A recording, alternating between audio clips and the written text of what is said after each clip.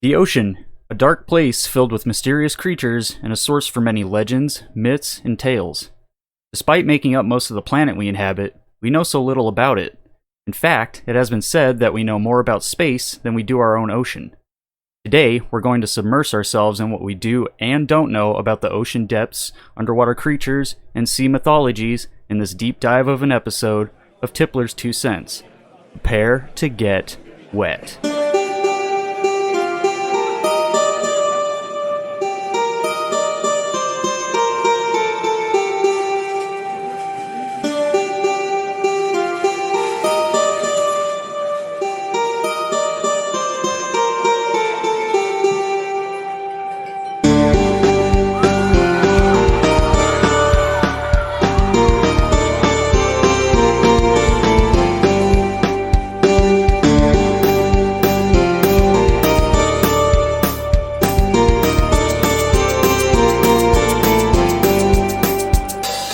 Ahoy me mateys, and welcome to another episode of Tipplers 2 Cents. I'm Chris Walters, and joining me as always is the sophisticated and refined Sean Knox. Don't talk so fucking loud, man. I just got back from Vegas. The ears are still tender from all the loud music. Yeah. But hey everybody, how you doing? Thank you all for joining us once again for episode 4. If you're listening right now, just know we fucking love you and we want to kiss you on the lips. Yeah, you naughty little listener. That you're a freak. If you know any other freaks who'd like to get in on this action, let them know to check us out. New episodes every Monday, all available on Apple Podcasts, Spotify, Google Podcasts, Stitcher, iHeartRadio, and YouTube. All conveniently on your favorite platforms, so give us a try. You know what to say. Once you go Tipplers, you never can quitlers or something. Yeah. Jesus Christ. Before we get into today's topics, however, let me share some updates with y'all. One, we got a email from Brittany Bravo regarding the last episode that we did about life, immortality, and all that good shit.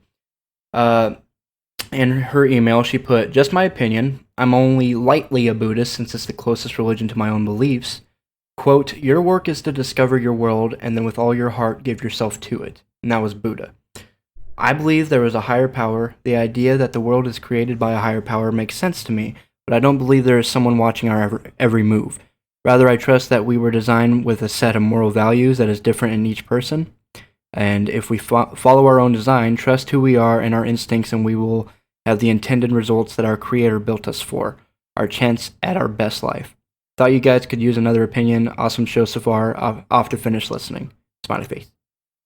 Yeah, well, honestly, we pretty much land on the same conclusion. Yeah. I really like the Buddhist, beliefs and stuff. It's mostly just about, what was it, samsara, trying to find that enlightenment in oneself and trying to share that with others as well through giving and just being a good person and, being selfless. And we agree wholeheartedly with that. Yeah, good. Thank you for, reaching out and give us that feedback and stuff. That's really cool that you did that. Thank you. Yeah, thank you so much. And we also got a message on our Facebook, which, by the way, you can also do. You can message us on Facebook. From Kyle Duncan. He asks, "What's your guys' view on superhuman abilities? I've seen footage of some bizarre stuff humans can do." We answered him, about we'll put in the episode, we'll look into it, and honestly, yeah, it is a good idea for an episode later on. But I do want to kind of give you an answer right now. I've seen amazing things that humans can do. If you go on Pornhub, you can figure out that human asshole can stretch up to 7 inches, and I think that's fucking insane. Yeah, just look up One Man, One Jar. That guy's crazy. Yeah, One Man, One Jar, Tub Girl, there. I consider that superhuman. But yeah, honestly, yeah, I know what he meant. But there's amazing feats that we have yet to mention on the show. But later on, if we can bring up an episode and bring up just a couple of amazing people that overcame the odds. Because honestly, like some people that are paraplegic, quadriplegic, have like a muscular dystrophy that overcome the odds and make a name for themselves. I think that's superhuman. And also, if there are just like strong men, people with innate weird abilities. I knew there's this dude who legit ate a whole fucking helicopter because of like the lining in his stomach, like was able to break down like even metal. So, all right. Yeah, I mean, yeah. So if we can, we'll look into it later, and we'll definitely think about it as an episode. We just have to kind of like build on it, think on it, and all that stuff. Come up with a good list of things to bring up on that topic. But thank you, Kyle, for sending us a message. And yeah, if you guys want to send us anything, remember you can email us at tipplers2centspodcast@gmail.com, or you can message us on facebook.com/tipplers2cents. Yep, and just remember, we'll give you a little shout out on the show, especially if we end up doing an episode about it. But, all right, as always, let's go ahead and talk about what we're sipping on today.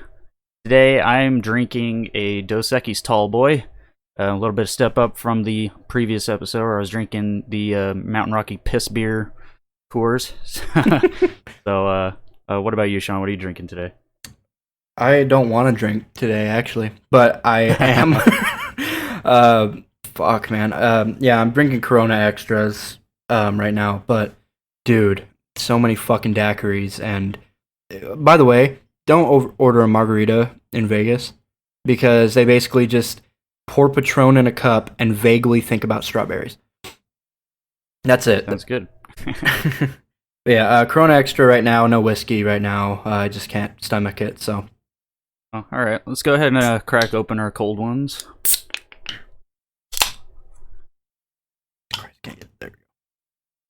And as is our ritual here, let's go ahead and propose a toast. And for today's episode, I'd like to personally dedicate this toast to Black lives all across the globe who have suffered from the injustices of racism.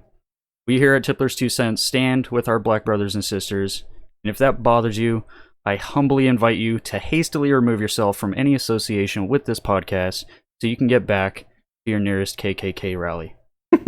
But alas, let's hope things get better for Black people and for any and all races who have suffered from racism. Mm-hmm. Cheers. Cheers.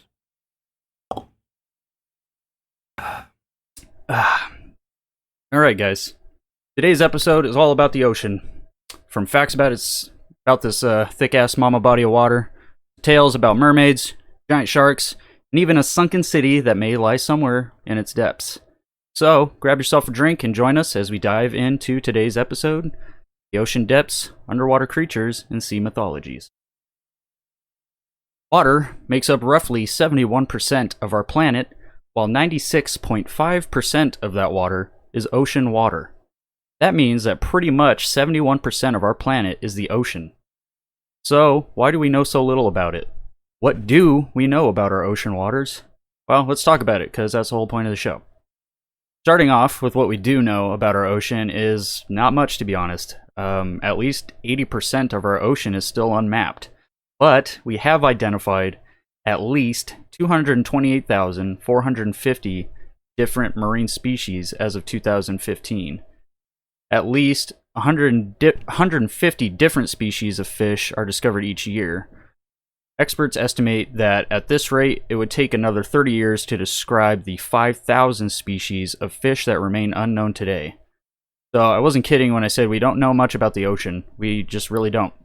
And that is absolutely wild. It's, the majority of our planet's makeup, yet we know almost nothing about it.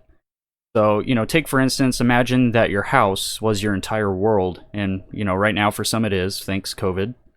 But imagine your house was your whole world, and you only knew about your bedroom.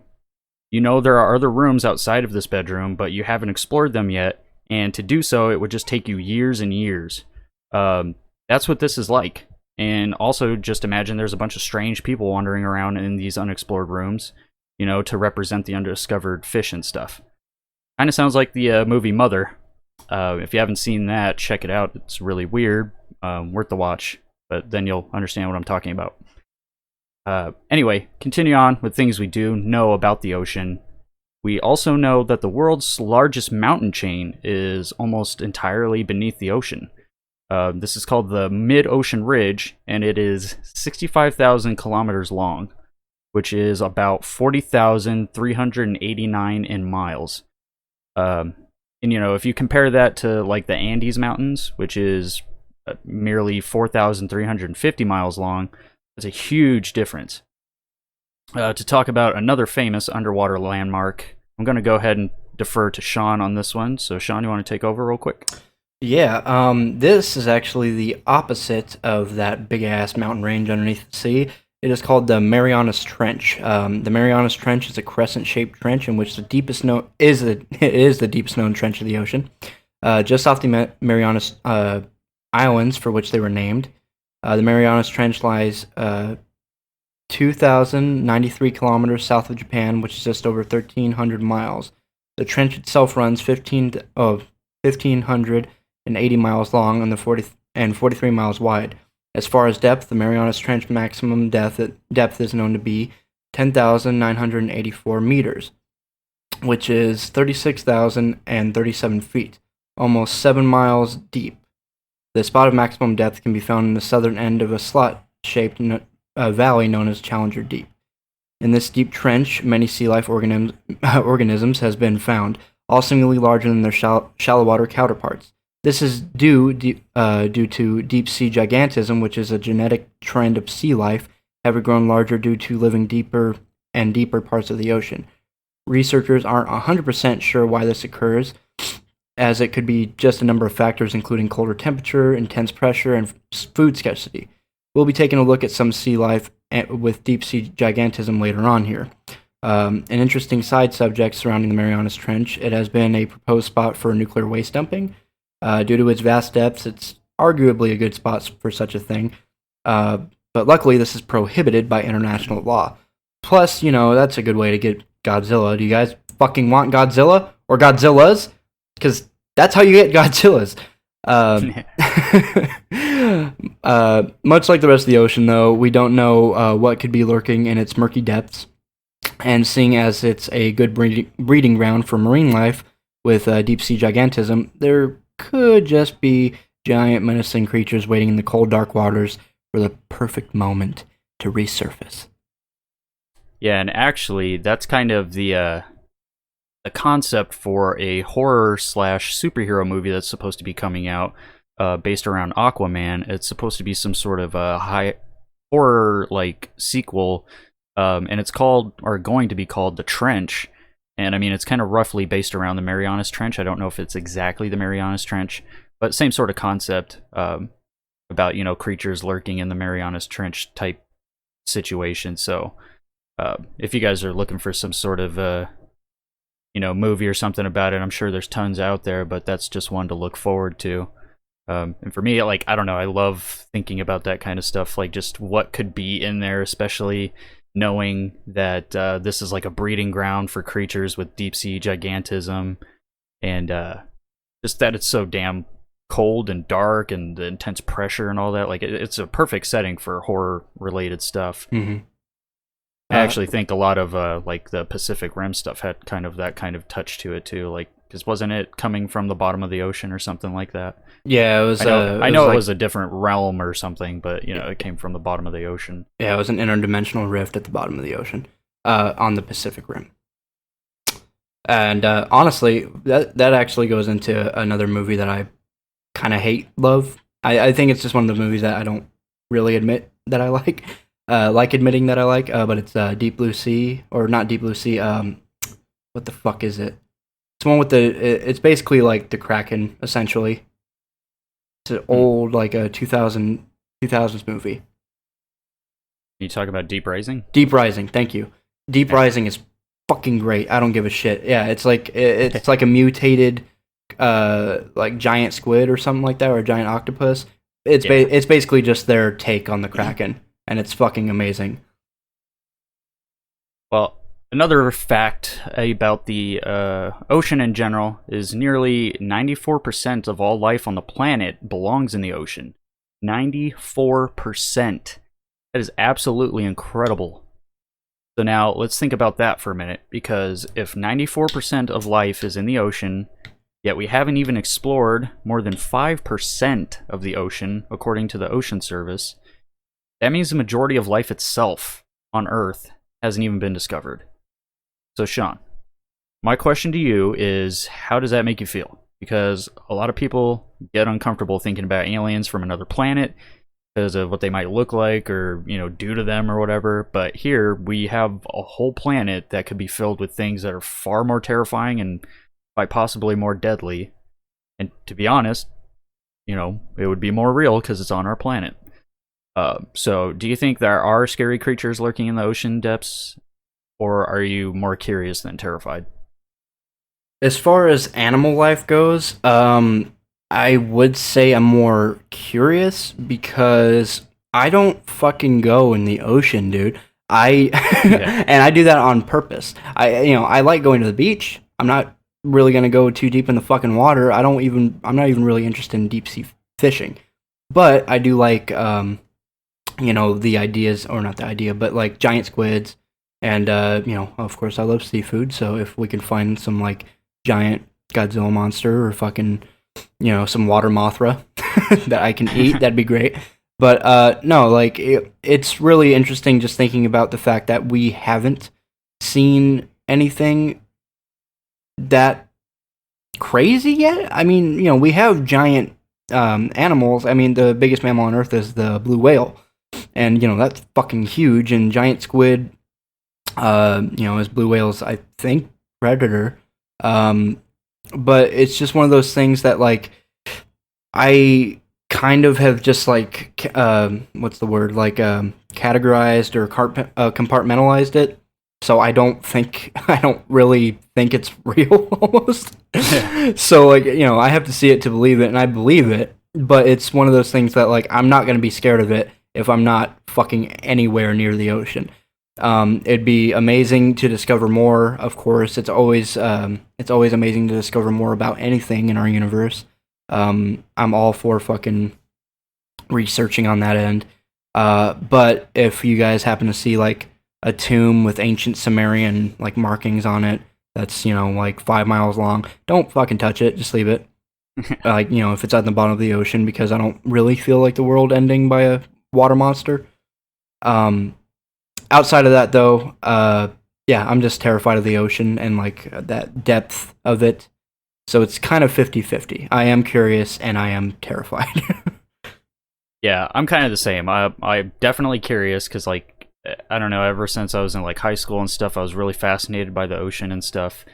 And I've been deep-sea fishing. Like, I went when I was a freshman, I believe. It was pretty cool, like pulling up weird looking fish, and like I think even somebody caught a squid, so it was cool to see that kind of stuff up close. But yeah, it was like there was always a part of me that was scared somebody was gonna pull up something, fucking way freakier than I wanted to see. Yeah. But I mean, just there is confirmation that there are some pretty creepy ass fish and other stuff in the ocean. Take the anglerfish as a basic example. Ugh.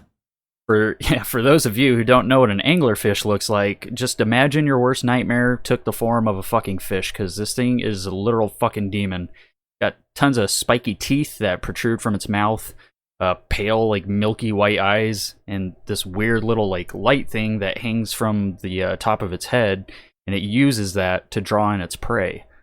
I'll post a picture of one for you guys so that you can see what it looks like if you don't know. And I mean, it's fucking terrifying. Holy shit. You might also recall the anglerfish being in the Pixar film Finding Nemo.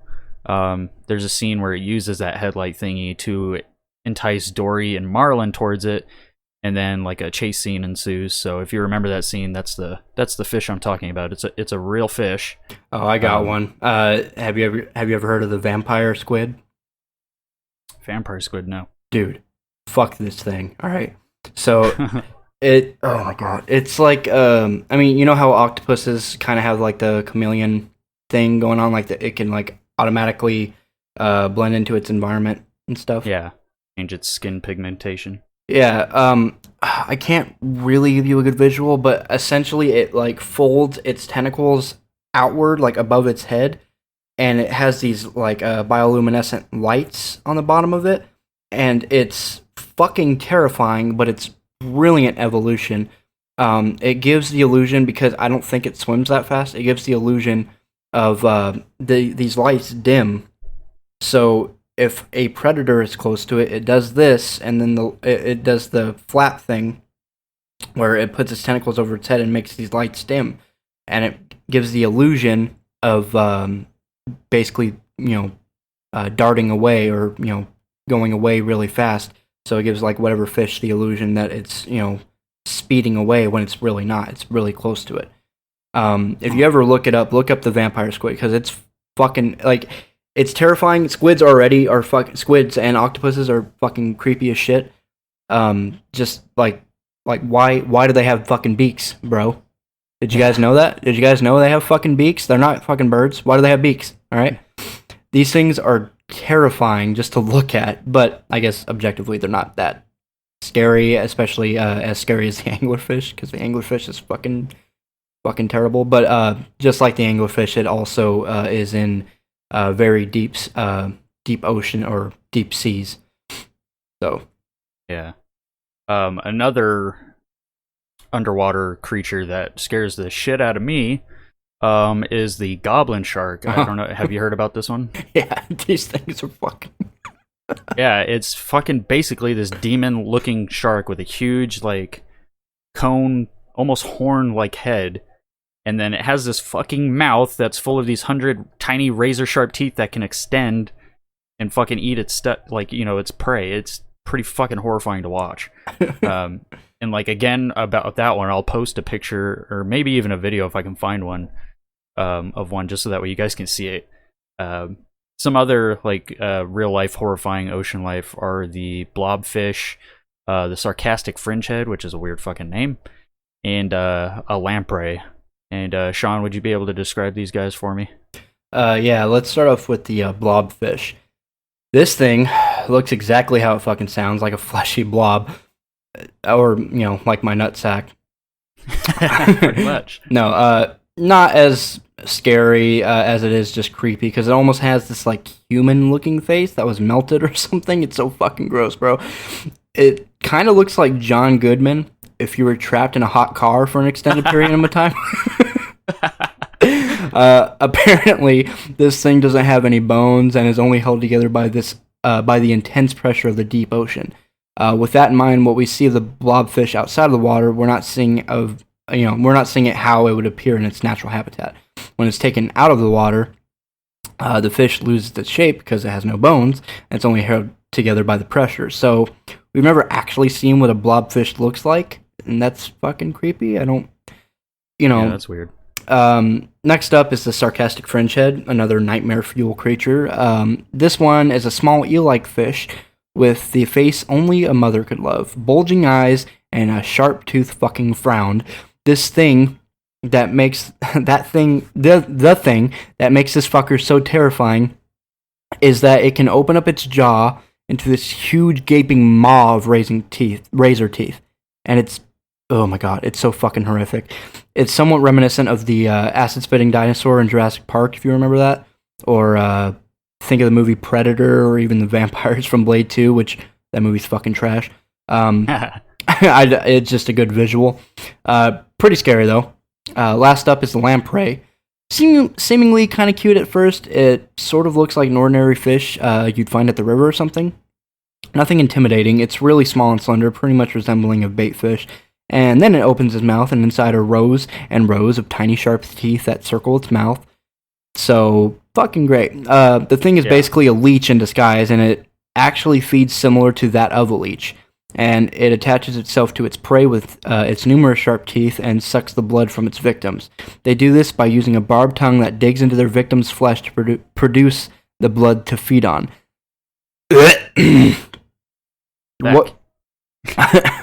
What makes these things even scarier than the previous sea creatures I described is that you have an actual real-world chance of running into these little fuckers. The others, not so much, but the lamprey resides in nearly all bodies of water. Excuse me, not just the ocean. They live in saltwater, freshwater, ocean, lakes, and rivers. So yeah, just think about these little guys chomping on your fun parts next time you want to go fucking swimming, in a natural body of water. Also, I got one more.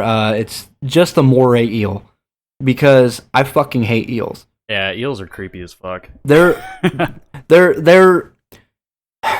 are the nightmares of the ocean, and they're not that fucking far into the ocean. Like, literally, you get 20 feet into it, and you're like, oh, you know what? That's a good sign that I shouldn't fucking keep going. But humans are, arrogant fucking assholes. But I don't know if you know this, but the moray eel, they have 2 jaws. I didn't know that. Yeah, they have the regular jaw that, it gives its shape and it has the teeth and shit. And then basically at the back of their throat is another fucking jaw. So when they extend their jaw open, the second jaw, kind of like Alien, comes out and like in the middle of its mouth. So whenever it bites, it can just keep biting. Like it almost like has to chew it. There's no tongue. Yeah, it like chews it into its mouth. That's, oh my god, I hate the ocean so goddamn bad. Yeah, and another honorable mention here for me is the giant isopods. Yeah. I don't know if you've seen these things. Some people actually find these things cute, which fucking, like, I don't know, they make my fucking skin crawl, dude. Because they're basically these like giant underwater roaches. Like, I don't even know how to describe them because they're so fucking crazy looking. But they're like underwater roaches that can be the size of a dog. It's, yeah, they're fucking creepy. But anyway, the next sea beastie that I want to talk about is the giant squid and the colossal squid. And oh boy, I'm super excited to talk about these guys. Mm-hmm. So, the giant squid, also known as I'm not going to be able to say this shit, Architeuthis dew, or ducks, not sure, is a species of deep ocean dwelling squid that can grow up to sizes of 43 feet long for females and 33 feet long for males. Can you fucking imagine a 43 foot long squid? Like, holy crap, that's huge. I mean, that's the size of my dick, so like, yeah. No. No, but take for example a giraffe. Your typical giraffe is about 18 feet tall, and a female giant squid is 43 feet tall. So that's almost 2.5 times taller than a giraffe. So, like, use that as a visual and just imagine, 2 giraffes stacked up on top of each other, and that's about how tall a giant squid is. Or a male one. Or you can just think of 2 giraffes stacked on top of each other, because that's funny. Yeah, it's pretty hilarious. And, missed opportunity for the new live-action Lion King, because they could have given us that if the animators had even a lick of good sense to what their audiences wanted. I know, they're missing tons of opportunities in the film industry. I mean, I want the fucking butthole cut of cats. I want... No, go ahead, sorry. But, yeah, let's digress here. In 2004... the first images of a live giant squid in its natural habitat was captured by some Japanese researchers. As early as 2019, a new video captured a juvenile giant squid attacking a bait system before retreating away. This is only the 3rd time that a giant squid has been captured on film, with the second and final time out of the ones I've mentioned being in 2012. And I'll provide a link to that video from 2019 because it's just cool as shit. Like, I don't know, it's so cool because you get to like see it attack it and everything. It's really cool. Anyway, the giant squid can be found pretty much all over the world, but obviously very, very deep down in the ocean. That's why we don't get to see them very often. Giant squid feed on other deep sea fish, and they actually practice in a little bit of cannibalism, as it seems that they also feed on other squid. Their only predators seem to be that of sperm whales and deep sea sharks, who typically only feed on the juvenile giant squids. So really, there's not a whole lot to fear for a giant squid because there's really only 2 known types of predators, both which are big-ass creatures, especially the sperm whale, that I'd imagine would be pretty easy to avoid if you're a squid. So I was wrong. It was a sperm whale, not blue whale. Yeah. So. Yeah, sperm whale. Okay. It could be blue whales too, but yeah. And actually, it's funny too, because some sperm whales have been found with suction cup scars from giant squids who weren't willing to be taken down. So even still, some of their predators sometimes fail just due to the fucking badass nature of a giant squid. Mm-hmm. And that's also crazy. The fact that their suction cups can fucking, suck that hard that it'll just rip skin off of a sperm whale. It's pretty crazy. Yeah, just imagine that, like, going straight on your fucking face and just, like, pulling out your eyes and your tongue and shit. Straight up rip your head in half. Yeah. But that brings us to the colossal squid. And I know what you're thinking. How fucking big does this thing have to be? 4 giraffes? And why does Chris have to measure everything in giraffes? Well, those are both great questions, neither of which I will answer for you today or ever, and you'll just have to live the rest of your life shrouded in mystery and filled with questions. Well, guys, that wraps up today's episode of Tipplers 2 Cents. If you enjoyed this... I'm just joking. Funny enough, the colossal squid actually isn't any more giraffes taller than the giant squid. The reason the colossal squid is referred to as colossal is because it has a larger mantle, and that's just what they call the torso. The colossal squid is actually more often shorter than the giant squid. They're just simply fatter or larger. They're heavier. thick. Yeah, whatever you want to call it. So they should be called the dummy thick squids. The dummy thick squids. That was my nickname in high school. Alright, sorry.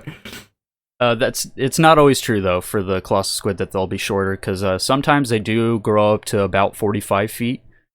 So that's just slightly larger than the giant squid, the female ones, but no more giraffes taller. That's enough about the giant squid and colossal squid, though.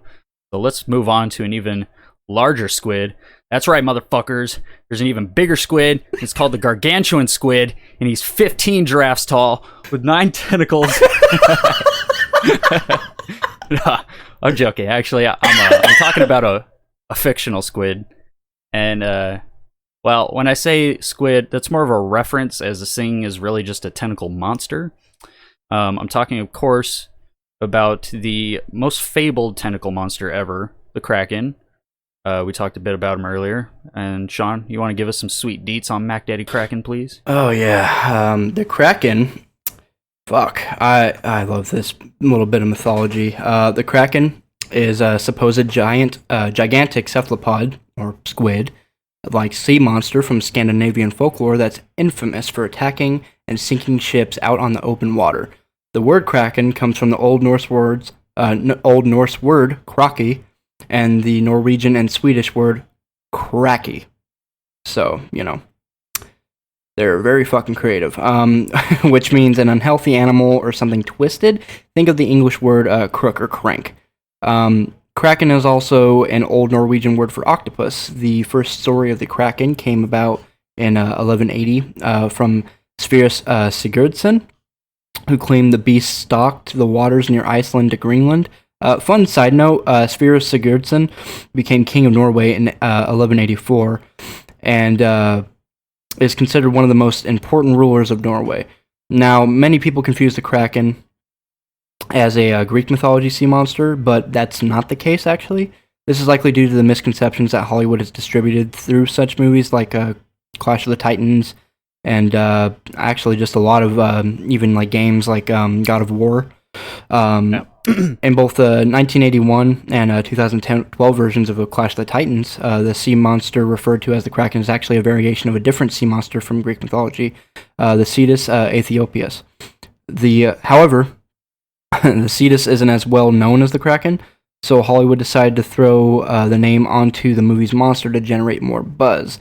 So if you remember in the 2010 version, when Liam Neeson famously shouts, "Release the Kraken!" That creature you're looking at that he summons is actually a better visual representation of the Cetus and not the Kraken. Again, it's only called the Kraken because more people know about the Kraken and not the Cetus. A better visual representation of the Kraken can be found, however, in another Hollywood production. A favorite of mine and Chris's is Pirates of the Caribbean, Dead Man's Chest. Fuck, I love this movie. Yeah, that movie's amazing. I've watched it fucking thousands of times. Yeah. In the movie, the character Davy Jones has a cracker. Cracker. The cracker. Release the crackle. Release that crackle. Just comes out. Hey guys, do you have any non-dairy creamer? Actually, this food's a little too spicy for me. Davey, I'm gonna have to go back. I've got heartburn. You guys have any SPF 40?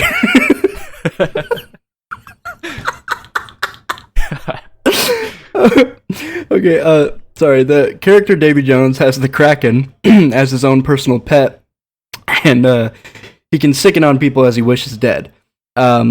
Well, he does exactly that to Johnny Depp's character known as Jack Sparrow, and we really get into a cool battle scene where a crew of sailors fight it out with the giant beast, and some other movies that include the Kraken or a version inspired by the Kraken are Hotel Transylvania 3, which Kraken has a little song and dance scene, which is weird, but it's cute. Cute for your kids. Yeah. 20,000 Leagues Under the Sea, which I read the book. Classic. I never saw the movie.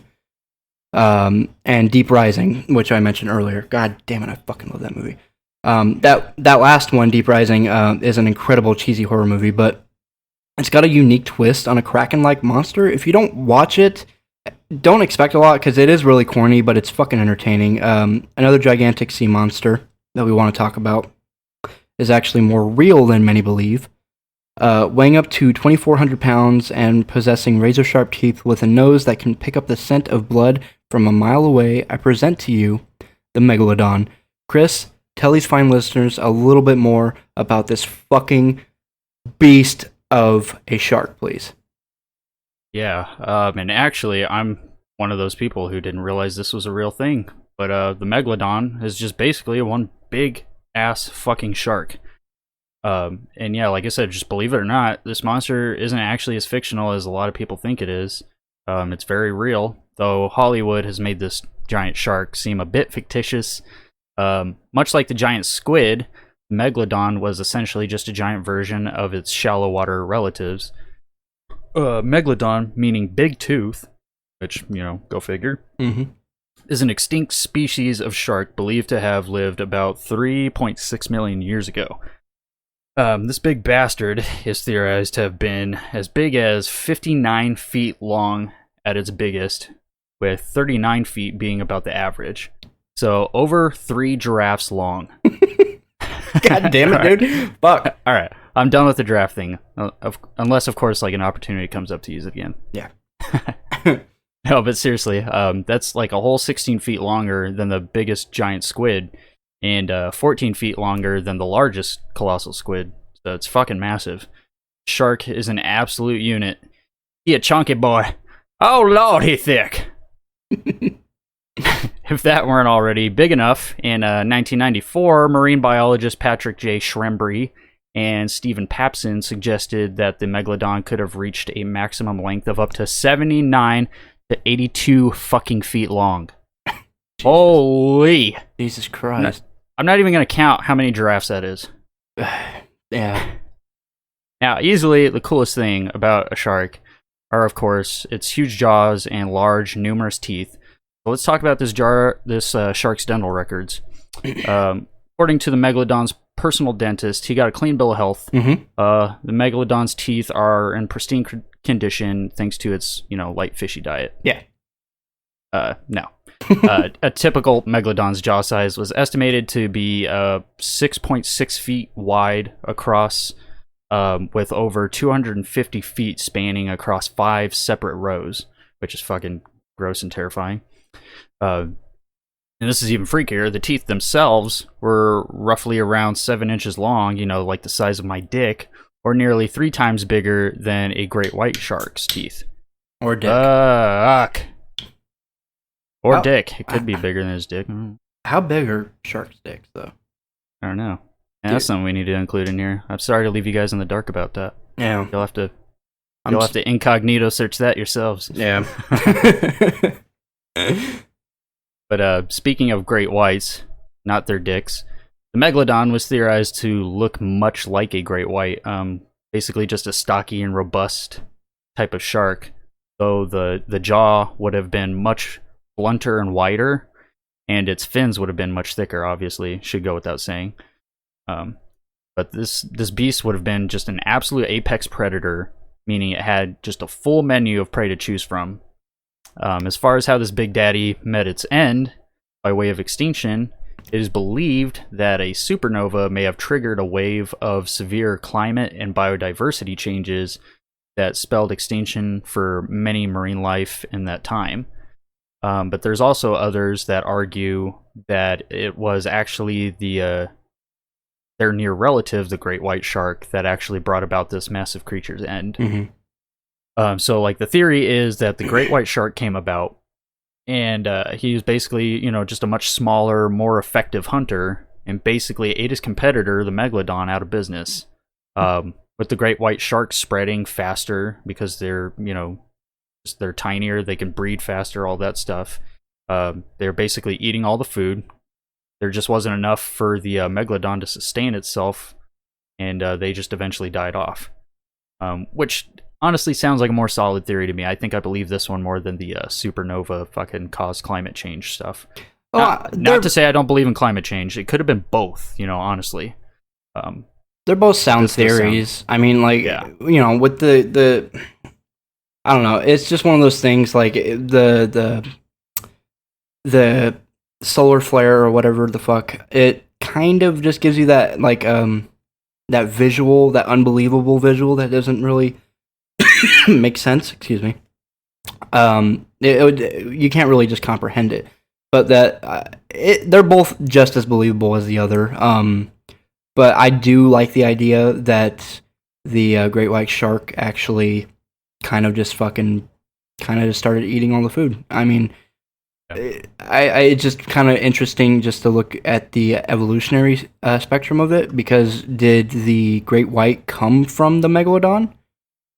Yeah, and I think they originally thought that at first, but now they're assuming that the megalodon didn't actually, like, de-evolutionize, or technically I guess it would be evolution into the great white, but I don't think that. I think they're just relatives of each other, not direct descendants of each other. Oh, okay. But yeah, if you guys want to watch some movies starring the megalodon, there's a ton of cheesy horror movies for you to choose from. Like, there's the whole Sharknado thing. I think there's one that involves the megalodon. One of the most recent ones is The Meg, which... Jesus Christ. Has action star Jason Statham taking on one of these big fellas. I haven't seen any of these movies with the megalodon in it, so I can't recommend any of them. I can't imagine they're any good, so, viewer beware and watch at your own peril. Now, let's move on to a more fantastical side of sea creatures again, and come to one of the most well-known fairy tale creatures of the ocean, the mermaid. Sean, you want to go ahead and let us know a little bit about mermaids? Yeah, boy. A mermaid, actually, just so you know, it's actually an aquatic creature. No, the mermaid is an aquatic creature with the head and upper body of a female human and the tail of a fish. Why are they always female? I don't fucking know. But, that's just how it is. You need to just mind your fucking business and listen to the goddamn show, alright? Mermaids pop up in folklore and fables all across the globe, including Europe, Asia, and Africa. And there's also a male equivalent of mermaid, which isn't fucking mentioned at all. Like, I'm sorry, but this isn't mentioned ever. I've never fucking heard of this. I mean, I have, but it's bullshit. And this is known as a merman, which is... It's just a lame way to be like, yeah, there's male ones too, I guess. It has to make sense. Yeah, but it's fucking primarily females that's always mentioned. I'm sorry. But honestly, no one gives a fuck about mermen because mermaids are way hotter. Which, oh my god, big fucking surprise. Tell me y'all didn't want to bang Ariel whenever you watched The Little Mermaid. Go ahead, fucking lie to me. That's right, because you can't, because mermaids are goddamn hot. And I'm talking about that fish have to. Not just when she's in human form. Like, seriously, you wouldn't want to fucking spread those fish cheeks apart and just fucking go to Pound Town? No, let's get back to business. Mermaids in many stories appeared as magical creatures that could bestow boons or treasure to humans. Sometimes, though, they could be evil, causing storms, floods, or luring sailors to their deaths by hypnotizing them with an enchanting song. There's a more westernized version of mermaids, which is inspired by another creature from folklore, the siren, which they kind of just go hand in hand, honestly. But, excuse me. In some tales, though, much like the Little Mermaid, a mermaid falls in love with a human. So don't feel weird if you got a fucking boner by thinking about Ariel and the Little Mermaid, because mermaids have always been sexualized since their conception. Just throwing that out there. Funny enough, though, there were real-life sightings of mermaids during Christopher Columbus's trip to the Caribbean. But many researchers believe that it may have actually been, well, just some manatees. I mean, how fucking great is that? These dudes must have been so fucking lonely and horny and just, like, probably malnourished to think that they saw a half-naked mermaid when really it was just a fucking dummy thick manatee. I don't judge them, though. They're probably out to, sea for a long time, and when you go long out without a little poontang, a lot of stuff starts to look kind of sexy. I mean, I've looked between the gaps in the couch and thought, maybe. Like, damn, that leather couch is looking thick. But they aren't the only ones to report real-life sightings of mermaids, though, as reports of mermaid sightings occur even to today. Though it should be said that no credible reports of any real mermaids have been found, so don't get your hopes up. But if you want to get your mermaid fix, then go... if you want to get your mermaid fix then there's a lot of fictional works that should be able to tide you over. Some more modern-day books for you to check out are The Mermaid by Christina Henry, Deep Blue by Jennifer Donnelly, and Into the Drowning Deep. That last one, Into the Drowning Deep, actually sounds fucking interesting. It's about a team exploring the Marianas Trench in search of a missing documentary crew, only to find that the trench is filled with bloodthirsty mermaids who killed and ate the missing crew. Another book that will get Disney fans pumped is a story called Poor Unfortunate Soul, which retells the story of the Little Mermaid from the perspective of the villain, Ursula. It's really cool sounding. Movies include, of course, The Little Mermaid, and it's been mentioned 100 times now. Splash from 1984, Aquamarine, The Lady in the Water, and if you want, albeit a cheesy horror movie with a mermaid, check out She Creature from 2001. It's not fantastic, but it's the only horror movie with a mermaid I can think of right now. Actually, there's another show. There's a couple of shows and like different references to mermaids that they make them evil or more like on the siren side of things, where they're creepy. Like fuck, what was it? Even the early 2000s Peter Pan. What's her name? Oh, what's the girl's name in Peter Pan? Wendy. Wendy was like going to reach into like the pool of water or whatever with a mermaid, and all of a sudden fucking Peter grabs her and he like hisses at her or some shit. Hisses at the mermaid. Huh. Yeah, so there's... You know what? Now that I think about it, there's some in Harry Potter too, if I'm not mistaken. Oh yeah, they're like fucking little assholes in Goblet of Fire. Yeah, that's it. Yeah. So yeah, like there's plenty of examples of mermaids being dickholes. So yeah. But anyway, yeah. Now it's time for a quick interruption as I take us into a very small and quick segment that I like to call Tipplers Tidbit. Tipplers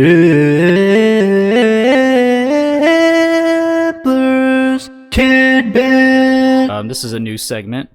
Tipplers Tidbit is all about giving you, the audience, one small random fact about alcohol so you can impress your friends or, other alcohol connoisseurs.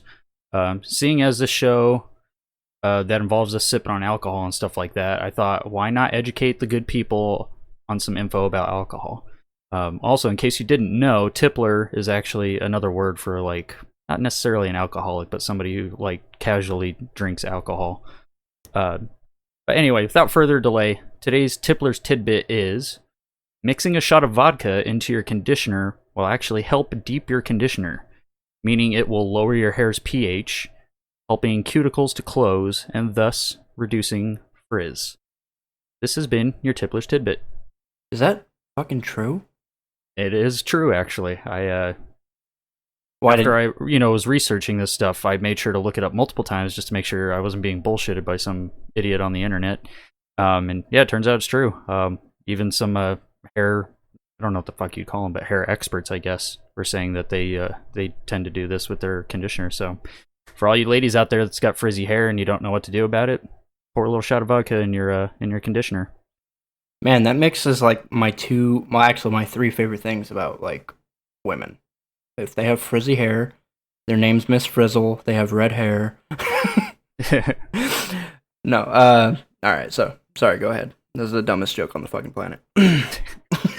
All right. Anyway, guys, back on to today's primary subjects. Let's shift focus from mermaids and start chatting about a long forgotten underwater city surrounded by mystery and tragedy. That's right. You guessed it. I'm talking about, of course, Rapture from the best-selling video game series BioShock. Yeah. Rapture is a city submerged in the depths of the ocean, constructed and ran by the visionary but slightly psychotic Andrew Ryan.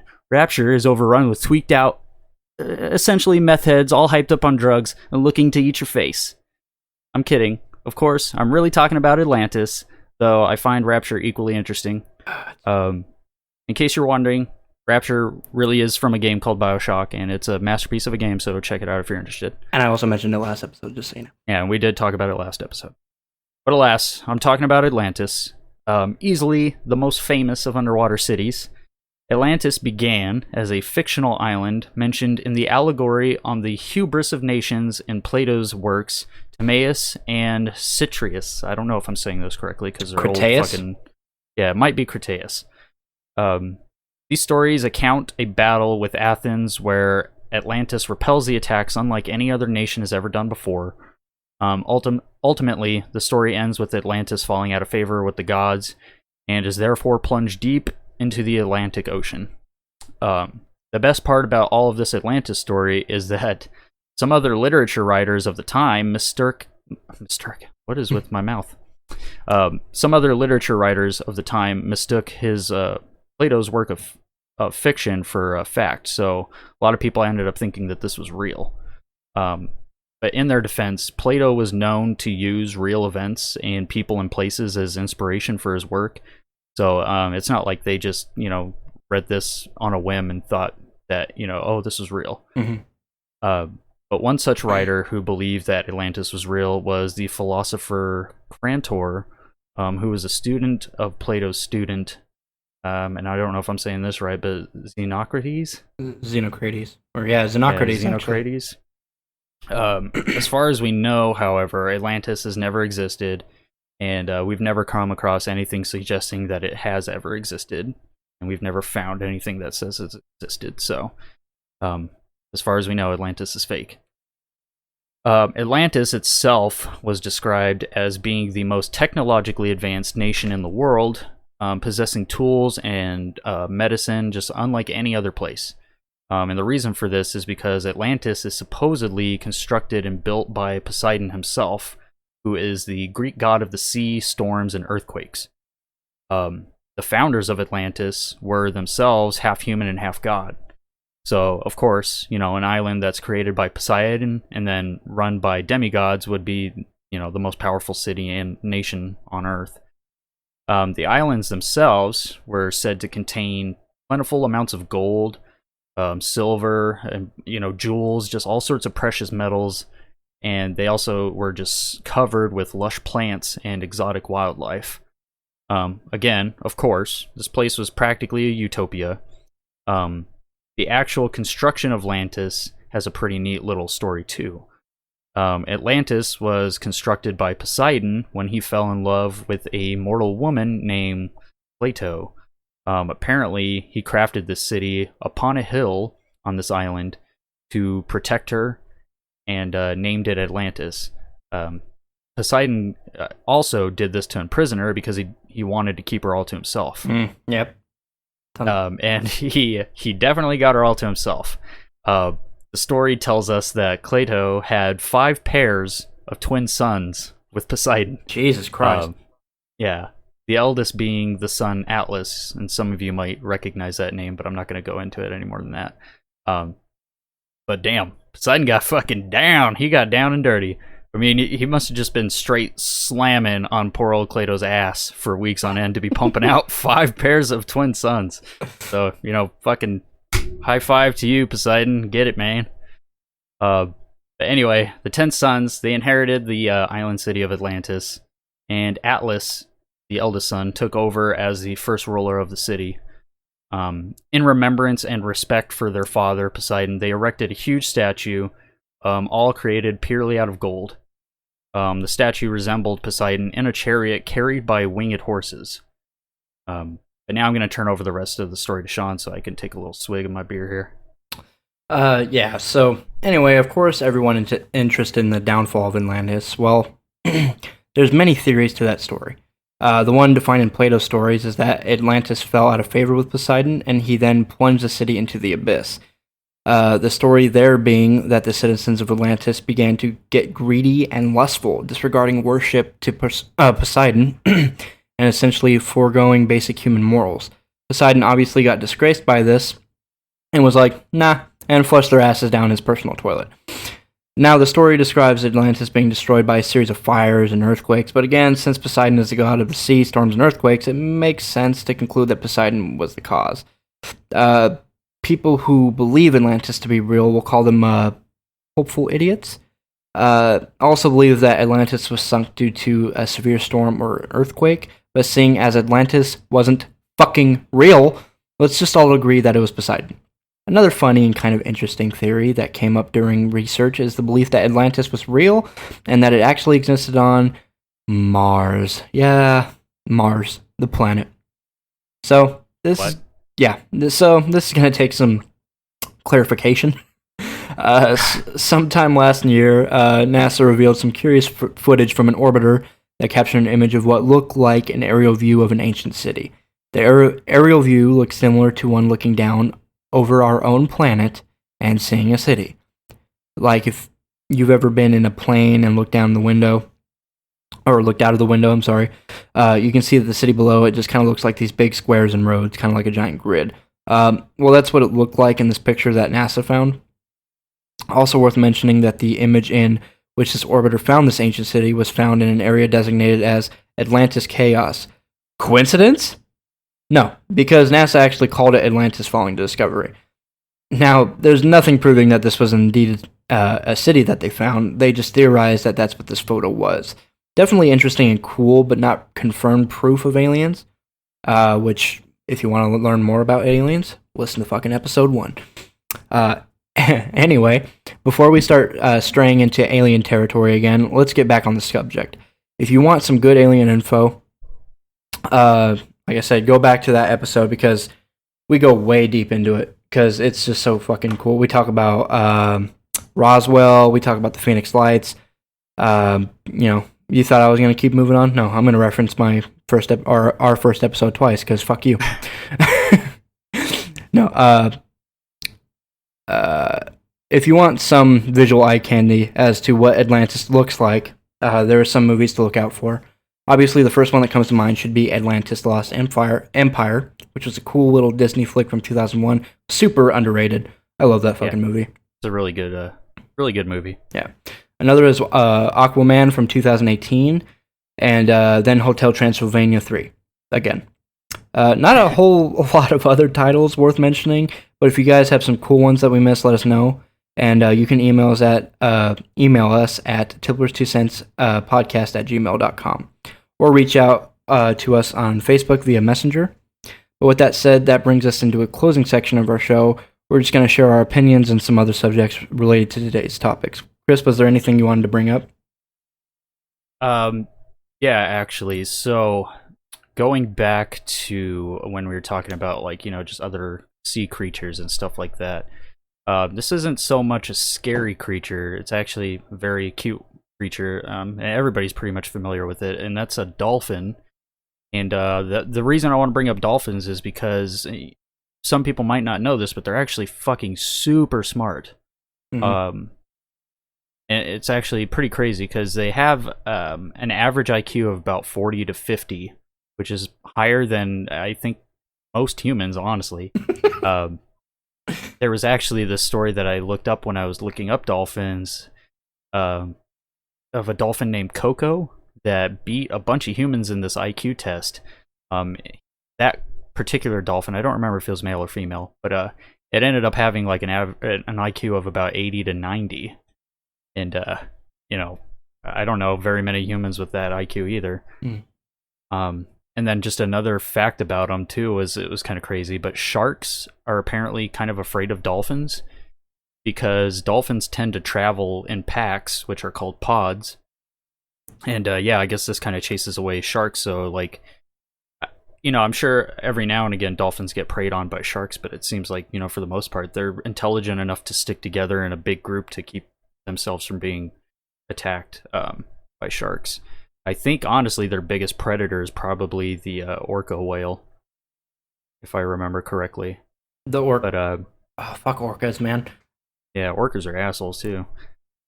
But also, if you want a funny movie that kind of plays on the whole thing about dolphins being super smart, there's a movie called Hitchhiker's Guide to the Galaxy with Martin Freeman. You might know him from movies like The Hobbit and stuff like that. But at the very beginning, it kind of insinuates that dolphins were so smart that they saw the end of the world coming from like an outside race of aliens that were going to destroy Earth, and they are actually like themselves sort of like hyper intelligent aliens. So they decide to leave Earth before it gets destroyed, and it starts off with this whole little musical number called "So Long and Thanks for All the Fish." Which is basically them saying goodbye to the humans, thank you for the fish, and then they just float off into space. It's fucking funny. It's one of those dumb. I don't know why, but I hate dumb humor. Yeah, with that movie, it's a British humor movie. So if you're not used to like the British humor, it might seem a little weird to you guys. It definitely is like an acquired taste kind of movie because I'm pretty sure I showed it to Crystal and she just wasn't about it. Yeah, but if you like, kept looking over to see if she was laughing, and I'm like, she's not laughing. Yeah, but I feel stupid. It's fine. If you want to get into British humor, fucking watch Shaun of the Dead. Honestly, Shaun of the Dead, Hot Fuzz, and what's it called? The World's End, because that's a good introductory to British humor. It's so fucking good. But yeah, Hitchhiker's Guide to the Galaxy is just fucking a classic. They also have The Meaning of Life in that movie, referencing last episode. Man, I'm just doing too, actually. I'm just doing promotions left and right, man. Doing all the plugs. Yeah, I don't know. I really like that movie. It's silly, it's clever, and it's a little bit of slapstick, like with there's a scene in there where they're like the Shovel Planet. Yeah, Shovel Planet. That fucking part's so fucking funny. Yeah, speaking of movies though, let's bring up Pacific Rim. Have you ever seen Pacific Rim? Yeah, unfortunately I watched the second one too, which is... Have you seen the second one? I saw the first one, I didn't see the second one. Yeah, don't bother. The second one's dumb. Fucking garbage. I will argue that the action is a little bit cooler, but ultimately it's way dumber. But yeah, the first one's pretty cool. I like Guillermo del Toro and pretty much anything he does. So I think, I don't know. It's one of those movies that the idea of it's fucking super cool. It just doesn't translate well. I mean, it's one of those movies that we want so badly to fucking work. And I mean, honestly, a lot of people still like that movie. I mean, they obviously made a second one. But it's just one of those movies that they take from the... I don't really know where they took from. I want to say it was a manga. But I'm not quite sure. If you guys know, then just let us know. But I know it was based off of something. And if it was a, script that they wrote, then fuck, I'm sorry.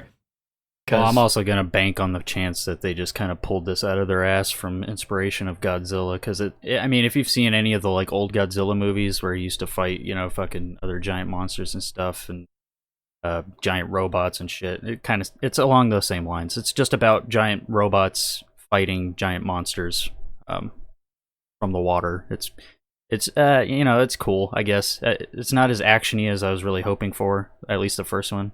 Yeah, and that's the thing about Pacific Rim 2, not 2, but Pacific Rim as well, is that it doesn't really have much to do with the ocean. The interdimensional rift or whatever just happened to show up in the ocean. So it's just one of those things where, like, it's an honorable mention, we might as well bring it up. But yeah, there's a new movie too. I haven't actually got a chance to watch it yet, but it's called Underwater, and it kind of flew under the radar. right. Yeah, because I mean, it came out in theaters around the same time that COVID was basically causing all the theaters to shut down, so it didn't really get its chance in the actual movie theaters. But it did stream on some of the streaming services. Like I saw it on Amazon. I just didn't get a chance to watch it. But kind of plays the same thing. Like at first, it's like basically makes you think it's just this team that gets trapped in an underwater station, and they're like fighting against, like, trying not to drown inside this place that's crumbling. But then it takes a little twist into the horror genre with like having these sea creatures that are under there that are also stalking them and attacking them. And not to ruin it, I don't want to go too far into everything because I unfortunately know everything about the damn movie without seeing it. But it kind of the same thing as Pacific Rim, like with the whole underwater rift opening up beneath the ocean. Basically the same thing. So if you want another movie that has to do with, otherworldly monsters in the ocean, this is a good one to check out. I haven't gotten to see it, like I said, but from what I read about it and everything like that, and reviews seem to be pretty solid, and I want to check it out. Well, if it's more of a horror genre, I guess you can consider it more like an underwater Mist. Yeah, it pretty much. Like if you've seen The Mist, it's just basically The Mist but underwater. Wait, is that the one with all the creatures are the same? Is that the one with the Kristen Stewart? Yeah. Oh, okay. Yeah. Not a big fan of Kristen Stewart, but I'm willing to give this one a watch because I guess it sort of touches on like Cthulhu type territory. So Cthulhu? Yeah, I guess it has some Lovecraftian touches. Why didn't we fucking bring up Cthulhu before, bro? Cthulhu is dope shit. All right, so I really don't know why we haven't talked about Cthulhu, but that might be something we talk about later, maybe. But I don't know. I don't know if we can make a whole episode about that. But no, no. Okay, so we can in fact make another episode about Eldritch Gods and H.P. Lovecraft later on. But right fucking now, let's talk about Cthulhu. All right, because Cthulhu is the most fucking amazing. I'm sorry, and it's unfortunate that people fell in love with it so much because I'm a hipster in those kind of terms where I fucking hate when people are like, oh, I love Eldritch Gods when they barely fucking learned about it last week. I've known this shit. The only one they know is Cthulhu. Yeah, I've known this shit forever. I fucking know Azathoth. I know fucking, what's that one? The god in the wood, goddess in the woods that like births out all the like endless fucking babies or whatever the fuck. Dude, Eldritch Gods, look into it because it's so amazing. But Cthulhu is essentially underwater in like a kind of like an eternal tomb, right? Yeah, and it's supposed to be like if he ever were to awaken when he would wake up, and if you were to lay eyes upon Cthulhu, you would go batshit bananas forever because he apparently has like forbidden knowledge of the universe, much like a lot of Eldritch Gods actually. And let's not talk about the fact that H.P. Lovecraft was a super racist, and honestly the knowledge that H.P. Lovecraft was probably trying to convey with Cthulhu is probably just not be racist, but it's cool. Yeah. But the idea of it itself is that if you look at a specific entity going crazy, it's really cool, and his tomb is within the ocean. And funnily enough, Cthulhu actually isn't even that important in the Eldritch Gods. He's more of like kind of like a fucking low tier god, isn't he? Yeah, honestly, he's not even technically a deity. He's just like their high priest. He's pretty much only their gatekeeper too. He just controls like the portal from our world to their world. So when he awakens, what that means for us is that he's opening the gateway to, like their world, where like Azathoth and what's the one with the fucking Y? There's like Yogs or something. Yogg-Saron or some shit. Can't remember his name, but yeah, basically he just holds the gateway, and so yeah, he's practically nothing compared to what all the other ones are, because Azathoth is basically described as just like death. A death aura, pretty much, like of a just mangled combination of tentacles and eyes and all sorts of mouths. Well, it's almost like it's like Oblivion incarnate almost. Yeah, he's basically just fucking death and destruction just made into some weird fleshy mob. So, Yeah. as opposed to Cthulhu, who's like more of like an octopus, like demon looking thing. But the other thing too is like you don't just have to look at him to go insane. You could just be near him and you'll be driven insane. Like just being within a certain distance of him, you'll just start losing your fucking shit. Which I mean, yeah, like Cthulhu is definitely cool, and I honestly feel like he deserves all the like attention he gets because he's a very cool character, cool character design, cool concepts surrounding like his powers and stuff like that. But just as far as like how powerful people seem to think he is, he's really not as powerful as people think he is compared to the other gods. Like Azathoth, if he were to come to Earth, it would just be destroyed pretty much instantaneously. Yeah, because he like I said, he's just Oblivion incarnate. Like anything he happens upon, because he's known as the blind idiot god. It's really him just wandering and destroying shit, not intentional, not on accident. It just happens. It's just complete unbiased fucking carnage. Yeah. Oh, god damn it. So but you know what? Let's just make a note now. I want to make one on Eldritch Gods. That's fine. I could do that. So let's not give any more away on that stuff. Yeah. As far as more movies and stuff goes, is I want to talk about The Abyss. Fuck, I love this movie. So The Abyss is essentially a mix of aliens and the ocean. Actually, it is just that. It's aliens and the ocean. Because basically, these aliens must have come down from Earth, or maybe even stayed or came from the ocean. It doesn't really give a definitive description. But The Abyss is aliens into... It is in the Marianas Trench, isn't it?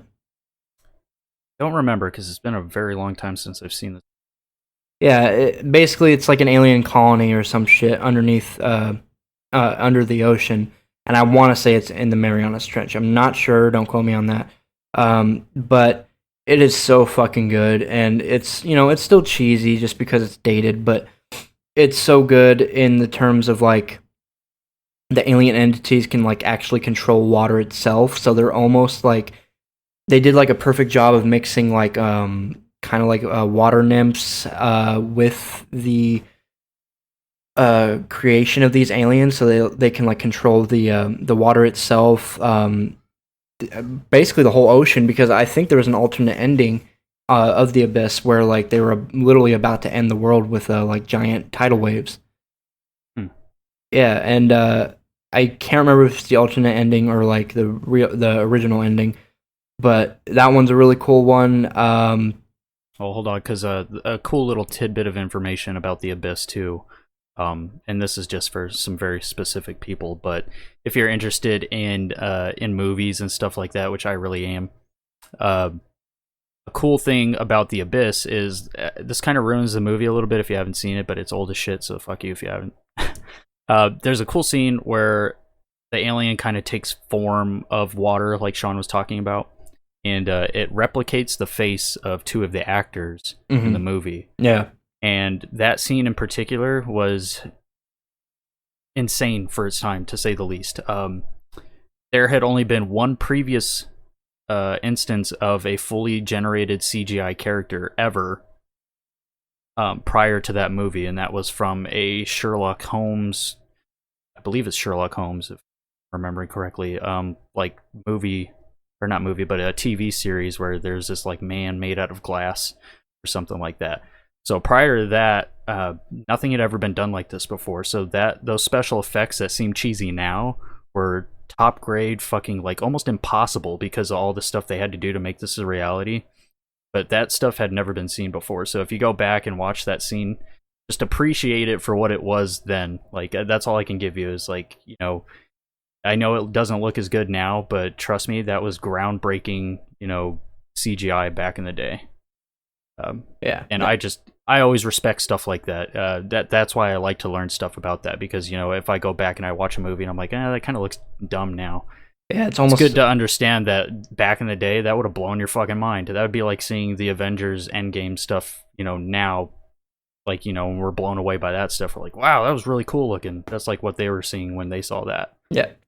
And honestly, like I think, like in my head, sorry, I'm going off on a little tangent right here, but like even with the Abyss, and I want to say like the Abyss, Avatar, and what the fuck is it called? God damn it! Ah, shit. I forget. But Avatar was another one that was just like fucking bananas. And maybe it kind of links into it because the next one's supposed to be about Avatar Ocean. So fuck you. Yeah, I was actually going to put that as a topic point to talk about, like how the next Avatar is going to be underwater. But I was like, well, it's not technically out yet, so there's really nothing to talk about. But Yeah, they've been saying it's going to come out for like fucking what 10 years. But yeah, I don't know. There's just like certain points in CGI which is amazing. But anyway, let's bring up a couple more movies that's about the ocean and all that shit. Do you got any more of them? yeah, like more in particular Jaws, because we did talk about the Megalodon and stuff like that, and obviously there's some inspiration there, because Jaws it wasn't a Megalodon, but it was a great white shark that was supposed to be like, the biggest great white shark that they had seen or whatever. So that's one movie that I guess I can stand by in saying that is worth checking out. Like I said, it's not exactly the Megalodon, but it's about a big ass fucking shark. And I know some cool little useless information about that movie as well. But that's a really good movie. Like it's another one that's dated, but I still think it holds up, honestly, because I've watched it kind of recently, at least clips of it and stuff, and I still think it holds up. Does really well on just using practical effects, and I always think that practical effects are better than CGI. In certain terms, yeah. Like with like I like that in the new I don't like the new Star Wars, but like with the new Star Wars, how they bring in the practical effect Yoda again. I fucking love that. Just like and they use it to look better than the the prequel films by Yoda. Yeah. All right. Anyway, what about Waterworld? You saw that? Yeah, Kevin Costner. That one's a good one. I don't know if it necessarily has to do with the ocean, but that one has definitely a cool concept. Just thinking about like what it would be like if the whole world were covered in water, because that's essentially what this movie does. Is just basically puts you in this world where Kevin Costner plays a guy that's traversing the fucking vast, endless ocean that is the world now. And if we take that like kind of concept going back to the start of the episode when I was talking about how pretty much fucking everything on Earth is surrounding about the ocean, because 71% of it is the ocean. It's a good concept to think about. Like, what if the whole world was the fucking ocean? Like, how different would that be? For us as humans, and especially for like in this scenario, it's more post-apocalyptic where he's trying to survive on this environment and stuff like that. So like, I don't know, it's a cool movie. Haven't seen it in forever. It's incredibly fucking long, and there's a lot of mixed reviews on that. Like, some people really like it, some people don't. I remember liking it, but again, I haven't seen it in a very long time. Yeah, it's been a minute for me. I remember Waterworld being good. There's land. I've seen it. Land is not a myth. No, now let's talk about the pinnacle, the apex, the top of the pyramid for movies or shows. Doesn't matter. It's the same kind of group. SpongeBob SquarePants. What's your views on it? Well, I mean, obviously, it's just the best there is. Like, there's no arguing. Like, it's the absolute, like, it's flawless. Character development, fucking just, yeah, the absolute peak of like writing. The animation has only gotten better. The relationships you form with these characters is second to none. I like SpongeBob. No, it is funny. It's funny to bring that up because like SpongeBob really is. It's a good show and it's still going on as far as I remember. Yeah, well, I mean, it still holds up. There's a couple things I don't want to talk about it right now. That kind of pisses me off. Yeah. But if you guys didn't know, the creator of SpongeBob, it was the creator of SpongeBob, just passed away. Steven Hillenburg. Not just. It was a little while ago. But yeah, R.I.P. to you, man. You're a fucking king, and you gave me plenty of fucking great childhood memories with this show. I'm not going to go into SpongeBob anymore just because there's no actual content there. Yeah. I want to talk about games for a little bit. We mentioned BioShock before, and only because I have a game in mind for after, and you showed me BioShock, I'm going to give this to you because, and it hurts me to give this to you, just so you know. But the next one I want to bring up is just so, it's so good, and BioShock is just as good. So you go ahead. You pitch this, you promote this fucking game for the love of God, because if anybody who plays games that listens to this, if you don't play this, you don't like our show. I'm not even gonna lie. All right, because BioShock is fucking great. Chris, go. Yeah, I honestly don't think I even need to sell it, because at this point, it's just everybody knows. At least everybody who plays video games or have heard of fucking video games has heard of this game, BioShock. It's amazing. Particularly the first one. I know a lot of people love the third one. I'm not as big a fan of the third one. Not to say I don't love that one, but I'm not as big a fan of the third one as I am of the first one. The first one is fucking dear to my heart. I can play it over and over and over again, and I will never get bored. But it's just like I was mentioning earlier in a joke I was making. It takes place in this underwater city called Rapture. You enter it like just completely at random. You crash a plane in the middle of the ocean. You find this lighthouse, go down, and this little biosphere takes you down into the city. Next thing you know, you're fighting for survival against all these sort of like just basically gacked out fucking meth heads. Basically anybody from Globe. Yeah. You're basically fighting for your life against these like, you know, methed out guys. But they're like using these sort of it's basically like a drug that they have down there specific to this city, and it gives them superpowers and all sorts of stuff. Yeah, it's almost like an addiction to steroids, or like how you said meth, but it's essentially steroids. Yeah, and you end up getting to play around with the powers that it gives you, like being able to shock people or freeze them, burn them, stuff like that. And not just the gameplay itself is cool as shit, still holds up in my opinion as a really cool, fun shooter. But also just the storyline of, and I can't really give anything away, you really just have to play it for yourself. But the storyline is so damn cool and has probably one of the coolest twists ever in a video game, at least as far as I've played recently. It's a masterpiece of a game. Yeah. Complete masterpiece. And there's been multiple remasters, re-releases, and they're still fucking re-releasing stuff for this game. I think they just released it on the Switch, so if you have the Switch, you can play it on there. Yeah. Free promo for you guys at 2K Studios. You're welcome. Now, would you kindly let me go on to the next game? Of course. So the next game that oh my god, I love this fucking game so much. I can't remember the goddamn studio. It's the same studio that made Amnesia. If you know anything about games, Amnesia is a fucking bookmark. And like, not a bookmark, what is it? It's like pretty much like one of the best first horror games. Set the standard for horror games where you can't attack or anything. Yeah, thank you. So yeah, you can't attack anybody. You basically just have to run. It is essentially 100% horror. Like from the horror genre of a movie where like they don't defend themselves hardly.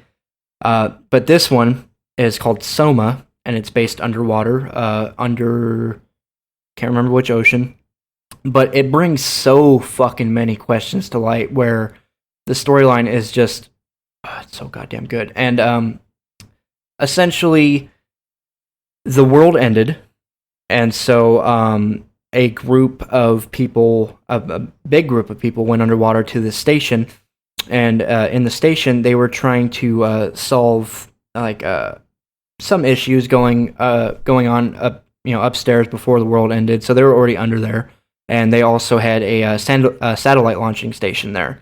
So basically, it was just a big old cannon from the ocean that would shoot satellites up. Then the world ended, and the people under there were kind of just counting time until they die, because they're like, all right, well, there's no fucking world to go back to. So let's try to figure out how we can survive, or how the human race itself can survive. And it brings in a topic that we will have an episode on later on about like AI and consciousness, uploading consciousness and stuff like that, because that's basically where they end up landing. is they want to upload their consciousness, their collective consciousness, to a virtual world and then launch it in a satellite from their station. But the whole game is based on, traversing through this whole underwater, compound, and it's just so fucking good. It's so well made. It's scary as shit. And if you love horror games, this, is definitely for you. And even if you don't like horror games, just look up the story or get a summary of the story on YouTube, because it's still, great and it's inspired, much like Amnesia was as well. I think we have one more game that Chris was talking about beforehand, and it's fucking Apex, all right? Yeah, if you haven't played this fucking game, like, it was only during looking up this episode that I fucking remembered this game, but some of you might remember this. I'm just going to make it quick. It's called Insane Aquarium. I used to play the shit out of this game. Yeah. Basically, all you do is just feed, like, fish to make them larger, and they become more and more of, like, a predator within your little tank. And you just, like, you have these challenges of where other predators show up and stuff like that, and you have to, like, basically make your fish ready to take them on. It's cool as hell. I think it's still around, so you could probably find it. But it's a cool-ass game. It's called Insane Aquarium. Check it out if you haven't seen it. I love that game. I completely forgot about it until I It's all the notes on here. Yeah. One more thing. Yeah, I want to... Oh, what? Sorry, go ahead. Another thing I want to talk about outside of the games, unless you have another game that you want to bring up. No, I'm done with games. Okay. Another thing that I want to bring up is something that I have very badly, and that's thalassophobia. That's the fear of deep bodies of water. Yeah. I used to go to the lake near the town that I lived in. It was called. Used to live in Globe, Arizona, and there's this adjacent kind of town lake area called Roosevelt. So I'm sure you've probably heard of Roosevelt Lake. You go to Roosevelt, and I used to go on the docks with my friends and stuff, and the dock would just go down, and it would get pretty deep pretty quick because the dock, is meant to shoot off boats and stuff as you unload them. And yeah, I wouldn't go past 10 feet. I'm so insanely fucking scared of, deep bodies of water. If it's not like a public pool where I can see the bottom, I'm not going to fucking get in it. Like, even if it's a dirty pool, I won't get in it, because if I can't see the bottom, fuck you. Do you have that, or is it just me? Because, dude, I can't.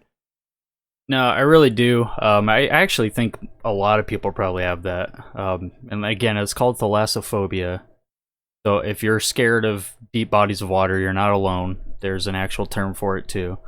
But yeah, I'm kind of creeped out about it too, because even though I used to really like going to the ocean and stuff like that, I was always kind of scared about that. Like I said, when I was out deep sea fishing, I was always worried we were going to pull up something fucking creepy, and I obviously didn't want to ever get off the boat or anything.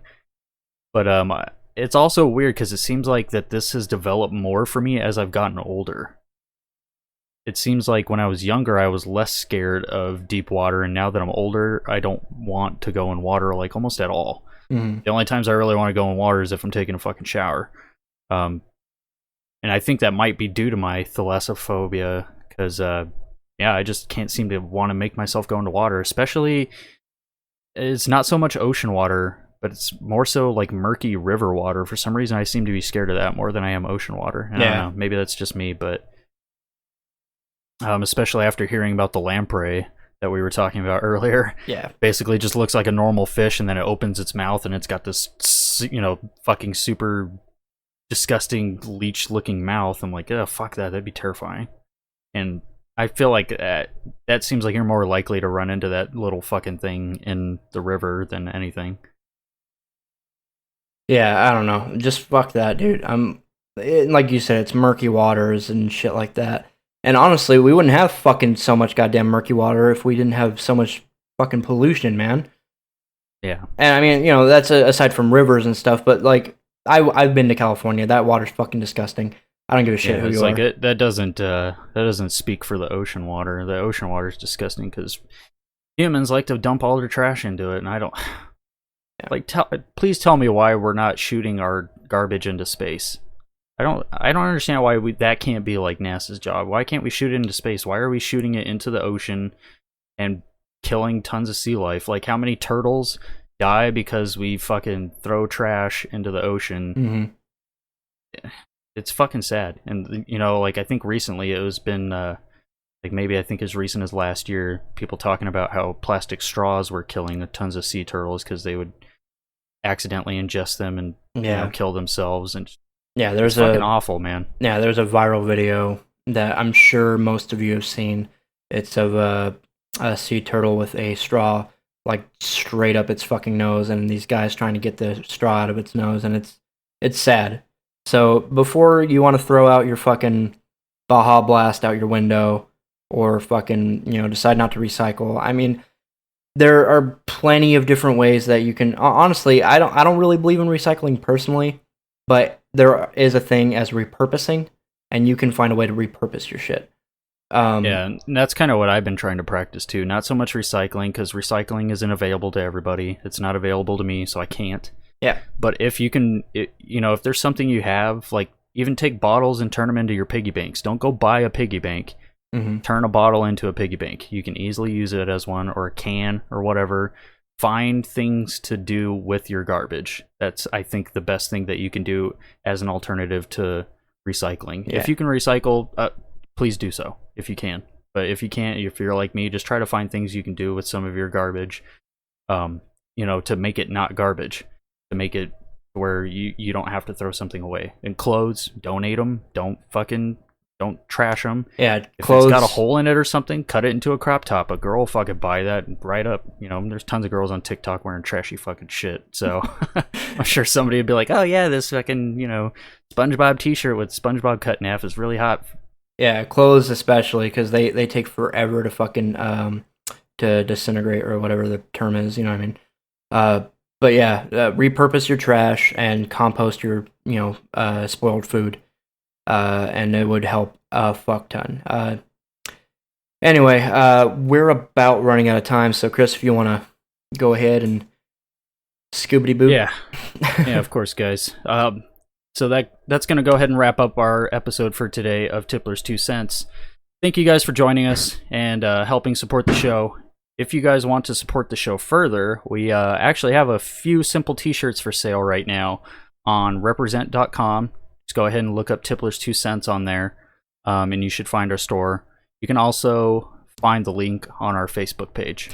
And if you feel like typing, you can also type in represent.com/store/Tipplers2 Cents. This will give you guys a good way to help support us financially, but also getting a little bit for yourselves out of it. We don't want to take your money unless you are getting something in return. So thank you if you do happen to buy one of those shirts. Also want to mention that if you are a day one listener, we're designing some shirts specifically for those of you who have been with us since the very beginning. I'm working on those personally. They will be available for a limited time. Not right now. Hopefully pretty soon. We'll have those out by the time the next episode hits. So stay tuned to find out more about that. Yeah, and as always, we would like to ask that you drop a review on whatever platform you're listening on and share it with your friends, family, and coworkers. Let them know that they can listen to us every single Monday on Spotify, Apple Podcasts, Google Podcasts, Stitcher, iHeartRadio, YouTube, and Facebook. Once again, guys, thank you so much. We love you. And we will catch you when we submerge next Monday for a new episode. See you all on the surface. Cowabunga. Bye! Alright, I gotta fucking pee so bad.